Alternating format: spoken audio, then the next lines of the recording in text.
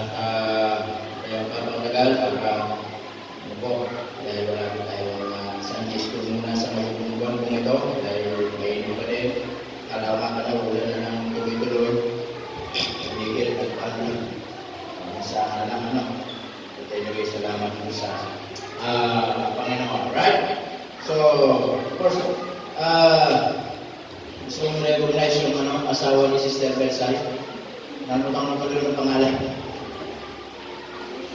Ha? Mga ba? Si Jay. Kasama natin si Jay. Pilit mo yun. Tayo, para makita ka nila. Ayan, salamat. Wala Sister Belsay pala yung mga dumerento. Salamat po. Kami masaya na nakasama mo na kayo sa bawat isa. Amen? Alright, so tayo po magpaalala po ng salita po ng Panginoon. And as I said, this month ay pinag-usapan po natin patuloy patungkol po sa ministry. Amen? So the first Sunday ay nag-aral tayo.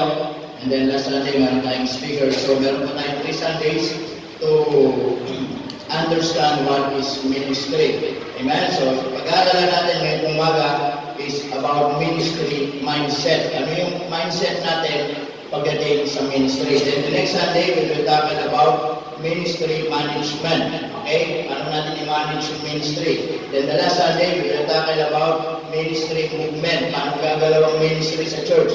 Tama? So, but this Sunday, pag-usapan natin ministry mindset. So, ito yung series ng lesson natin na pinag-aralan natin at pag-aaralan natin yung umaga. Tumay po tayo lahat.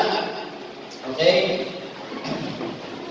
So, buksan natin yung Bible natin sa 2 Corinthians chapter 4, verse 1 to 10. But just one verse na lamang, in verse 1 na lamang po for the sake of time. At para patuloy natin maunawaan anong ministry. Amen?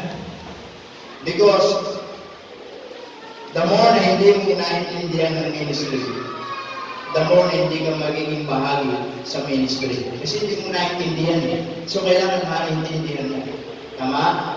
Maintindihan natin kung anong ginagawa mo, anong ginagawa natin, para saan ang ginagawa natin. Amen ba? Now, in 2 Corinthians chapter 4, verse 1 to 10, pero verse 1 na lamang, ay nasabi po ni Apostle Pablo sa church ng Corinth, nasabi po niya, mga kapatid, therefore, seeing, ano daw po, we have this ministry. Amen? Sabi diyan, as we have received mercy, anong sabi? We faint not. Dahil po muna yung manalangin. Nakilang Diyos, marami pong salamat sa umaga nito. Dalangin po na tulungan niyo po kami. Bigyan niyo po kami ng malakasan at maunawaan po namin ang aming pag-uusapan. Buksan niyo ang aming mga puso, ang aming mga isipan, at maintindihan po namin ang ministry, Panginoon. Salamat po sa pangalan ni Jesus. Amen. Amen. Manatay ko si sabi diyan, therefore seeing we have this ministry. Okay, sabi ni Apostle Pablo, as we have received mercy, tama? We faint not. Alam niyo, kung naintindihan natin ang ministry, ang sabi diyan, we have received mercy. Nakasumpong din tayo ng awa o habag po ng Panginoon. Ang sabi diyan, we faint not. Huwag tayong manghinawa. Tama? Totoo. Sa ministry, hindi po biro. Sa ministry, hindi po pera-pera ang labanan ng usapan dito. Tama? It's not about sales, but it's about souls. Amen mga kapatid? Ang ministry, totoo, hindi po madali. Kaya sabi ng Apostol Pablo dyan, we faint not. Pero huwag kang mapagod. Huwag kang panginawa. Amen mga kapatid? Huwag kang mawala ng pag-asa. At tulad na ginawin natin kanina sa choir, anong sabi doon, mga kapatid? Tayo ay manggagawa sa upasan. Tama po ba? At ang hirap at pagtangis, nariyan. Diba? Yung tayo sa paglilingkod natin sa ubasan. May pagtangis, ang hirap at ang tangis ay nariyan. Ano po sabi ba, mga kapatid? May pagsubok, di ba? Ngunit, anong sabi doon?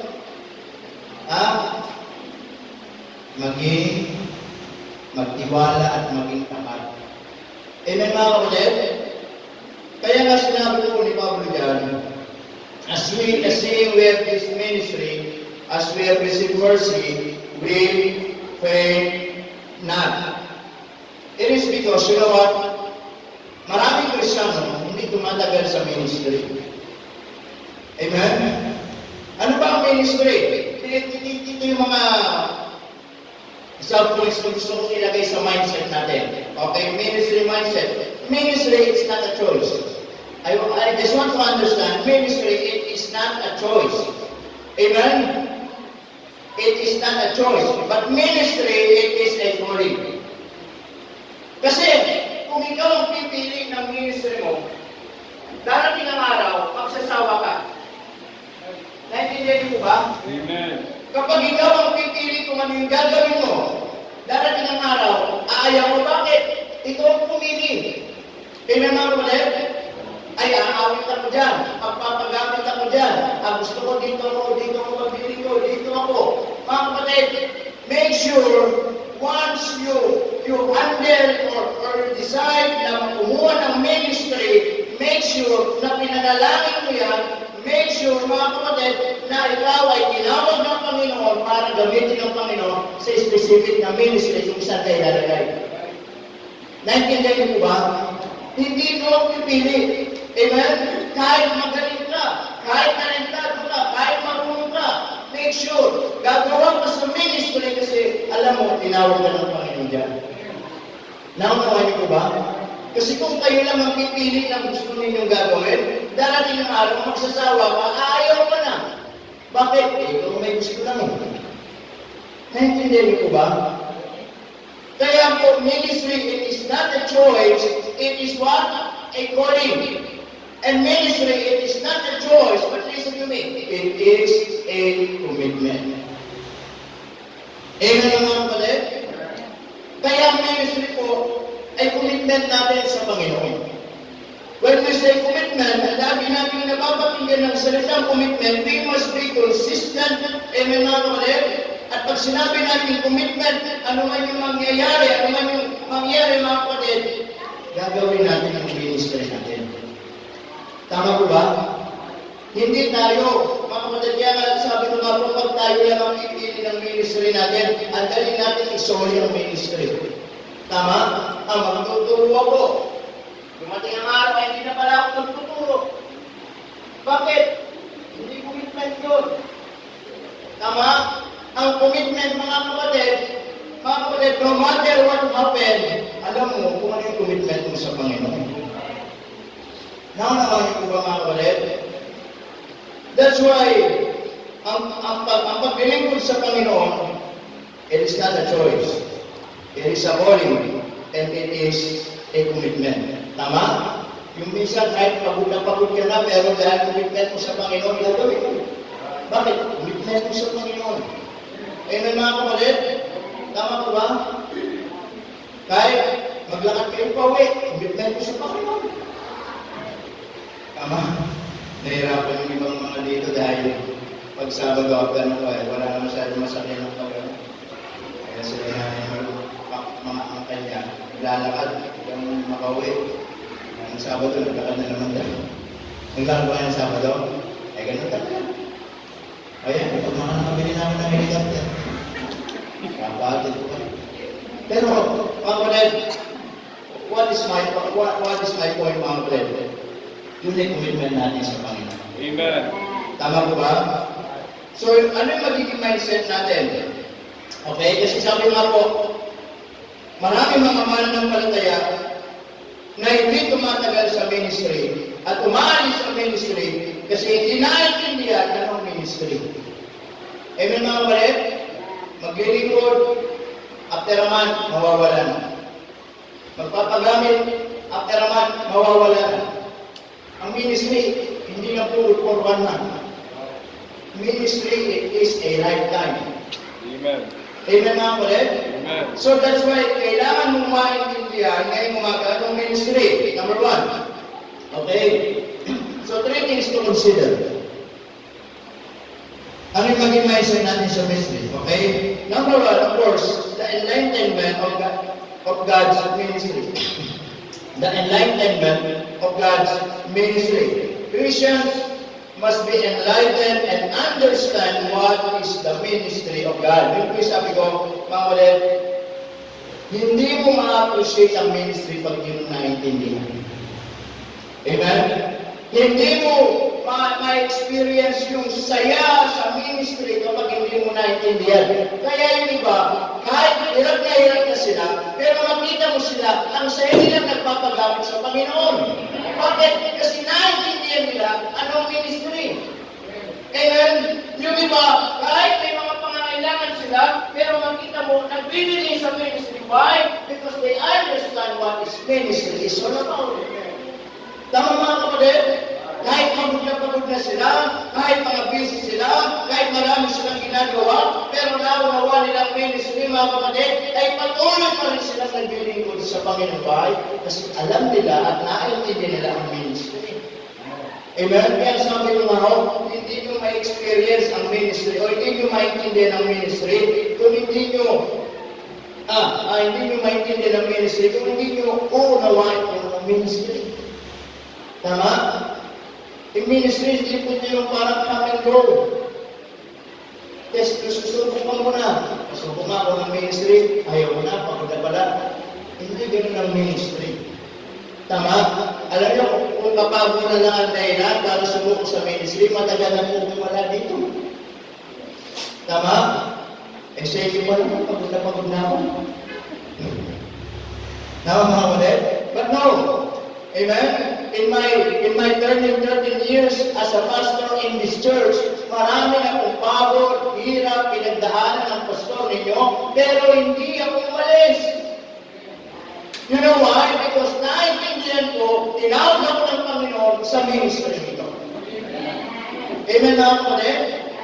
At kaakibat ng panawagan ng Diyos ay yung commitment namin sa Panginoon bilang mag-asawa sa ministry nito. Eh kung yun lang walang basihan, matagal lang po ang kumaris dito. Tama? Eh kung support lang ang pag-uusapan, matagal na kami umalis dito. Eh kung pera lang ang pag-uusapan, matagal na kami umalis dito. Walang pera sa ministry.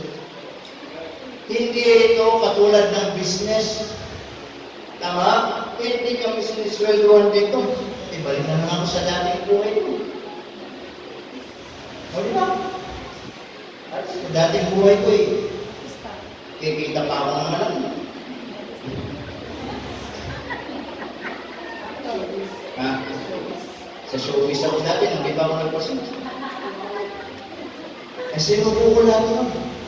Kaya nga kung pera lang pag-usapan, karamihan lang ng buhay. Ba't ako magkitaste dito? Tama? Pero naiintindihan ko kasi ang ministry. Amen nga ulit? Naunawa namin kung anong ministry. Tama ko ba? Kaya nga, kung ikaw ay isang mananampalataya na hindi mo naiintindihan ang ministry, kailangan maintindihan mo bakit nandito ka. Amen? Kailangan naiintindihan mo bakit umawag ka sa choir. Tama? You are not just singing in the choir because magaling ang boss mo. Hindi po ganun yun. Amen? Umawit ka sa choir kasi gusto mo umawit at magpagamit sa Panginoon. Tama? And no matter what happens, umawit ka para sa Panginoon. Yung pagtuturo ng bata, kung yan po ay ministry. Amen mga kapatid? So kailangan natin maunawaan kung ano ang ministry. Hindi tayo pumupunta dito para wala lang. May ministry po tayo. Amen mga kapatid? May ministry tayo. Kailangan maging malinaw sa atin. Merong ministry. At anong ministry mga kapatid? Kung babasahin po natin, mga kapatid, yung verse 2, ano sabi doon? Verse 2. Dahil ba yung Tagalog dito?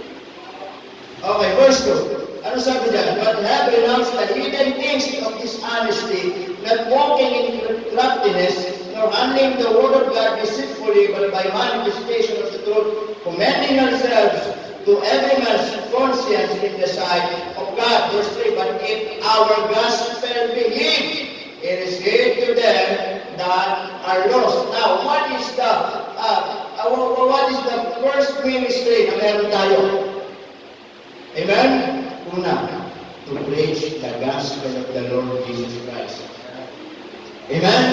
Ang ministry natin, gusto maunawaan ninyo, hindi parang yumaman dito, hindi parang pangalan tayo ng prosperity gospel, but the first ministry of our church is to preach the gospel of the Lord Jesus Christ. Amen. Amen. Kaya nga sabi ng Bible in verse 3, but if our gospel be hid, kung itatago natin ang gospel, hindi natin ipapangaral sa church, hindi natin ipapangaral sa maraming tao. Ano sabi doon? It is hid to them that are lost. Tinatago natin sa mga nawawala. Amen? Tinatago natin sa mga hindi paligtas. Amen? At yung gospel, yun yung pag-asa ng mga tao. Yung gospel, yun yung kailangan ng mga tao. Kaya sabi ng Bible dyan, huwag natin itatago. Tama mga kapatid? Amen po ba? Kapag ako nangaral dito ng prosperity gospel, hindi na po ito ministry. Amen? Ministry na po ito. Amen mga kapatid? Ministry na ito. Alam nyo, sa church, isa lang po ang napupuri dapat ang Panginoong Jesucristo. Amen mga kapatid? Isa lang po ang sentro dito ang Panginoong Jesucristo. Amen? And to understand kung anong ministry, mga kapatid, ang sabi ko dyan, to preach the gospel of the Lord Jesus Christ. Yun yung pinaka-ministry natin dito. Ipangaral ang pangalan ng Panginoong Jesucristo sa church at sa mga taong nangangailangan pa ng Kristo sa kanilang puso. Why? Because they are lost. They are hopeless. And one day, they will die without Jesus Christ in their lives. And it's sad to say they are going to hell. They will perish. Amen mga kapatid? At ang pag-asa nila ay ang Panginoong Jesucristo. Amen? Kung ikaw hindi ka pa nakakatiyak ng kaligtasan, tiyakin mo ngayong umaga nito. Ang sabi ng Bible, mga kapatid, ang Ebanghelyo ay ito yung kamatayan, ito yung pagkalibing, ito yung pagkabuhay ng Panginoong Jesucristo. That one day, ang ating Panginoong Jesucristo ay namatay para sa ating mga kasalanan. Nabayumay ang kanyang katawan para sa atin. At nailibing at nabuhay po muli. Amen? Ang sabi po ng Bible, kikilalanin mo ikaw ay makasalanan. Sasampalataya ka sa Kanya bilang Panginoon tagapagligtas. Pinangako ng salita ng Diyos, meron kang buhay na walang hanggan. Amen mga kapatid? Meron kang buhay na walang hanggan. Kaya nga sabi ng Bible mga kapatid, in verse 4, in whom the God of this world, the God of this world, letter G, small g, Satan. Amen? He is the God of this world, Satan. Sabi dyan, had blinded the minds. Look at what? Sabi doon, had blinded the minds of them which believe. Tama? Kaya nga ho, maraming mga tao hindi nakaliligtas kasi ang umakadlang ang ating kaaway. Binubulag yung kaisipan nila para sa magpalataya. Amen mga kapatid? Binubulag ni Satanas yung kaisipan ng mga taong ito para hindi sila makasampalataya. Kaya nga, lalong mangyayari yun, kaya nga kung mangyayari yung verse 3, lalo pa natin itatago yung gospel.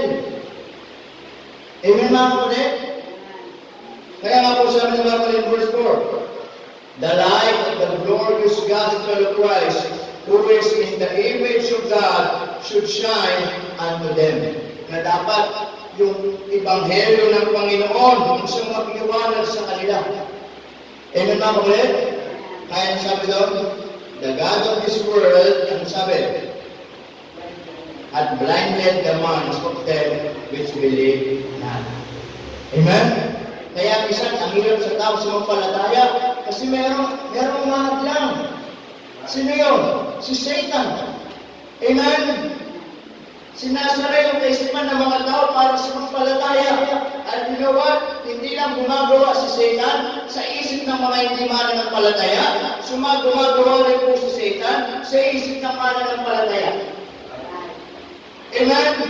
Katulad po ng ating pinag-uusapan, ang ginagawa ni Satan ay ayaw niyang maintindihan mo ang ministry. Amen mga ulit? At kapag hindi mo naunawaan ang ministry, listen to this, hindi ka gagamitin ng Panginoon. Tama mga kapatid? Kaya maraming mga Kristyano hindi nagpapadamag sa Diyos. Amen? Pag sa atin, makikinig, uwi. Mga kapatid, hindi po ganoon ang ministry. We will not grow kapag ganoon ang sistema ng buhay natin. Amen? Yung sisimba ka ng alam eh. Tama? Sisimba ka. Na ikaw lang mag-decide kailan ka sisimba. Hindi ka lalago pag gano'n. Tama mga kapatid? Mga kapatid, sa pagsisimba pa lang, kailangan natin maintindihan at maunawaan ito yung commitment natin sa Panginoon. Amen. Tama? That's why in verse 5, ano sabi ng verse 5? Ano sabi doon? For we preach not ourselves, but Christ Jesus the Lord and ourselves. Amen? Your servants for Jesus' sake. Ano sabi doon? For we preach not ourselves. So dito sa church, walang sino man sa atin dito ang mabibigyan ng credit. Amen? Hindi tao ang itataas natin dito. Hindi tao ang sabi doon, ipapangaral natin dito. Hindi natin ipapangaral ang sarili natin. Hindi mo ipapangaral ang mga nagawa natin. Hindi natin ipagmamalaki ang mga naiambag natin sa ministry. Hindi natin ipapangaral ang mga naging kabahagi natin sa ministry. Amen mga kapatid, in an achievement in this church, mga kapatid, hindi sa atin ang kataasan. Right, Ang sabi doon, for we preach not ourselves. Kaya nga the main purpose and the main reason, mga kapatid, upang maintindihan natin ang layunin ng ministry sa church na to, ano sabi doon? But Christ Jesus the Lord. Amen? Si Kristo pa rin lagi pinapangalan mo dito. Naintindihan ko ba? So the enlightenment of God's ministry. Well, so kailangan natin maintindihan, ministry is all about the Lord Jesus Christ. Amen? Patungkol ko ito sa Panginoon. Then the second thing, not only the enlightenment of God's ministry, but also the engagement of God's ministry. Amen? The engagement of God's ministry. Christians must be involved in every ministry in the church. Amen mga kapatid? When we say engagement, kasama ka. Tama?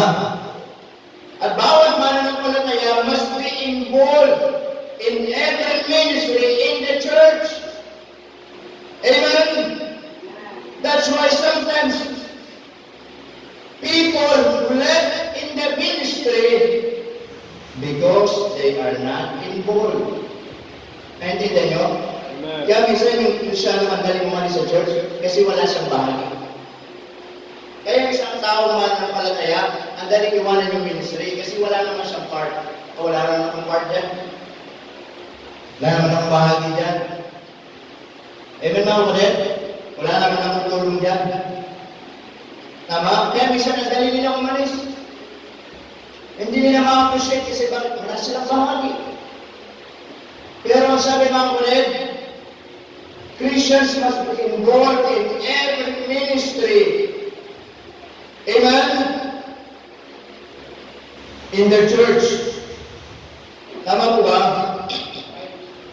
ikaw ay anak ng Diyos at naligtas, listen to this, maghanap ka ng ministry mo dito sa church. Tama? Find even small thing na kung saan gamitin ka ng Panginoon. It's better to have kahit maliit kaysa wala. Tama? Hindi ka ba nati-challenge sa iba? May mga ministry sila. Hindi ka ba nati-challenge sa iba? Meron silang involvement sa gawain ng Panginoon. Amen mga kapatid? Kaya minsan, ikaw, ang dali mong umalis, ang dali mong lumayo, ang dali mong hindi mag-involve kasi wala ka namang part. Amen mga kapatid? You know what? As I said, do not compare your ministry sa ibang ministry ng kapatid mo sa Panginoon. Right. Tama? Amen. Kung siya, doon sa ginagamit ng Diyos, baka ikaw, sa ibang way ka pwede gawin ng Panginoon. Am I right? And in the church, marami pong ministry na pwedeng gawin sa church. Katulad po ng Bible, di ba? Ikinumpara ang isang church sa isang katawan. Tama? Na meron tayo ang isang katawan, meron pang katawan na puro kamay, puro tenga, puro paa, puro bilbil. Ha? Wala. Ang ganda ng pagkadisenyo ng Diyos, amen? May dalawang kamay, may dalawang paa, at lahat ng yan, merong trabaho, merong power, merong purpose. Bakit? Dalawang kamay. Kaya mo magtrabaho ng isang kamay na. Yes, maybe. Pero ang hirap. Kailangan na isang kamay. Para tutulong yung isang mag-wedding kayo sa hawak, wedding. Gusto mo mag-wedding parang kayo, wedding sa bibig niya yung maabot sa bahay. Ibang hirap na ulit. Yun yung purpose. Dalawang bakit?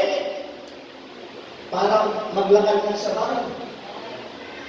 Subukan niyo yung dalawang paano. Yung isa yung pakaliwa, pakanin sa pakaliwa. At hindi magkasundo yung paano niyo. At maglakad kayo. Ang pangit nila. Hindi po ba? Maglakad ka, diba? Yung isa, hindi niya gusto. Yung isa, hindi gusto. Paano walang mangyayari? Lahat ng yan may purpose. May dalawang tenga. Amen mga kapatid? Dalawang mata. Amen? Dalawang ilong. Alam niyo, pag pinag-usapan ng ilong, dalawa lang pala yung uri ng ilong. Alam niyo ba yan? Dalawa lang pala yung uri ng ilong dito sa mga. Isang pointed. Di ba matamos? Yung isa, disappointed. Kaya kung tingnan yung ilong nyo kung pointed yan, yan ang ilong. Yan dalawa lang pala yun. Yung pointed, yung matamas. Pointed. Yung isa, disappointed. Kaya pala disappointed yung lola ko sa akin. Disappointed ka, yan pala yun. Pero, but anyway, inom pala sa isang katawan ng church. Now, we are the church. Tama po ba? So lahat tayo, meron kanya-kanyang area kung saan tayo pwede gamitin ng Diyos. Amen? Yung isa pwede magsilbing kamay. Yung isa pwede magsilbing paa. Yung isa pwede magsilbing ilong, magsilbing mata. Pero huwag natin ikukumpara kung ano yung nagagawa ng isa sa isa. There is no competition in the ministry. Hindi tayo nagpapadamihan, hindi tayo nagpapagalingan, hindi tayo nagpapayabangan. Lahat ng naiambag natin para sa ministry ay galing-para sa Panginoon. Hindi ka mag-aambag, magaling ako. Mas magaling ako umawit dyan, hindi niya nakuha yung tono. Sabi ko, mas malaki na yung bibigay ko dyan, nakita ng binigay niya, kulay orange. Hindi po gano'n. There is no comparison, there is no competition. Tama? Amen mga kapatid? Kaya kung ano yung pwede mo magawa sa ministry, kahit maliit man yan, gawin Gawin mo lang may katapatan sa Diyos dyan. Pagpapalain ka ng Panginoon. Amen. Ang sabi nga ng Bible, ba? Pag magpagkatiwalaan ka sa mali, pagkakatiwalaan ka sa masali. Amen mga kapatid? Kaya huwag mong sabihin, mali lang yung naiyang pag mo sa ministry. Praise the Lord, meron ka naiyang ba? Eh yung iba. Amen mga kapatid? Kaya po, the engagement of God's ministry. Magkaroon tayo ng part. Tama? Minsan hindi natin na-appreciate ang ministry kasi wala tayong part. At minsan dali natin umalis sa ministry kasi wala tayong part. But as long na ikaw ay may part, nag-i-involve, at nakikita mo yung paglago, nakikita mo yung growth, nakikita mo yung success, masasabi mo, salamat sa Panginoon, may bahagi ako yan. Amen mga kapatid? Kaya minsan, pag meron tayong mga project sa church, di ba? Meron tayong mga bahagi. Nagtutulong-tulong tayo. Amen mga kapatid? Yung iba maliit, yung iba malaki. And praise the Lord, pag pinagsama yun, may nangyayari. Amen? Amen, bintana natin, pinagawa natin. By the way, hindi pa natin bayad yan. Tama? O yung mga pala may commitment pala dyan, naalala ko sa last Sunday yung deadline ng commitment natin. Amen mga kapatid? Pag-insistere natin. Pinirang lang natin i-start yung pangpagawa dyan. Tama?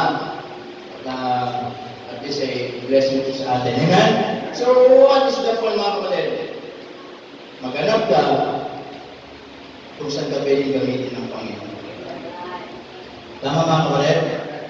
Gamitin ninyo yung talento na binigay ng Diyos sa inyo sa gawain ng Panginoon. Amen? Kung magaling ka mag-drawing, gamitin mo yan para kung saan mo pwedeng gamitin yan para sa Panginoon. Tama? Amen po ba? Kung marunong ka sa computer, gamitin mo yung galing mo yung talento mo sa computer para sa gawain ng Panginoon. Amen? Alam niyo, kung ano man yung binigay ng Diyos sa inyo, gamitin niyo yan. Hindi para sa mundo, hindi para sa ministry ng Panginoon. Amen po ba mga kapatid? Pag binigyan ka ng magandang trabaho, gamitin mo yung trabaho mo na yan para sa gawain ng Panginoon. Tama po ba? Pag binigyan ka ng pagpapala ng Diyos, gamitin mo yan para sa gawain ng Panginoon. Alam niyo, lahat ng binibigay ng Diyos sa atin, hindi yan binigay ng Diyos para lalo kang maging makasarili, lalo kang maging madamo. Binigay ng Diyos yan para sa iyo, para maging bahagi mo sa ministry. Amen mga kapatid? Pag binigyan ka ng talento ng Diyos, ipagyaman mo sa Panginoon. Huwag mo. Ang isa na kalawag, binigyan ka ng talento ng Diyos. Amen? Kaya sa mundo mo pinapagamit. Amen po ba mga kapatid? Huwag mo ipagamit sa mundo, hindi maluluwa natin ang Diyos. Paggamit mo sa church,